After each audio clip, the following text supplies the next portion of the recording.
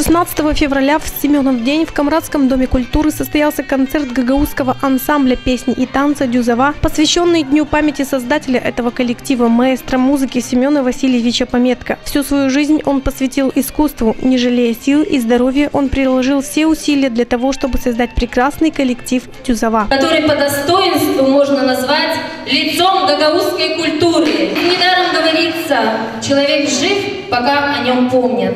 Поэтому, пока детище Семена Пометко в лице ансамбля песни и танца «Дюзова» еще живет, функционирует, развивается, то вместе с их творчеством живет и память о великом маэстро Семене Васильевиче Пометко. Имя этого коллектива известно далеко за пределами Молдовы. Только за последние годы артисты побывали во многих уголках мира. Даже в Париже ансамбль «Дюзова» представлял Гагаузию и ее искусство. Представляли очень достойно.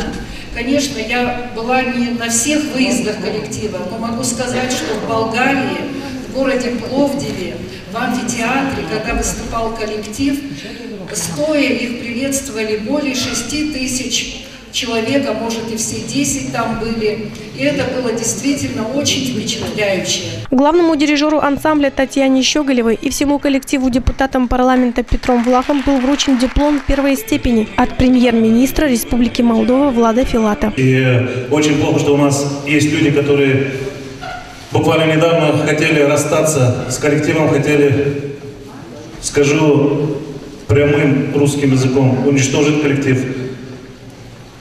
Но благодаря самоотверженному, так скажем, подвигу, вам, ребята, вы отстояли свой коллектив. Огромное вам спасибо. Это ваша любовь к Семену Васильевичу Пометко. Это говорит о том, что вы действительно его любили и любите. Вечная память Семену Пометко. Семен Пометко, маэстро искусств Молдовы, заслуженный деятель искусства Гагаузии, был из тех музыкантов, кому выпало счастье найти свою дорогу и пройти по ней до конца, несмотря на преграды. Ансамбль песни и танца «Дюзова» уже на протяжении 40 лет не дает нам забыть, что в гагаузской истории был такой человек.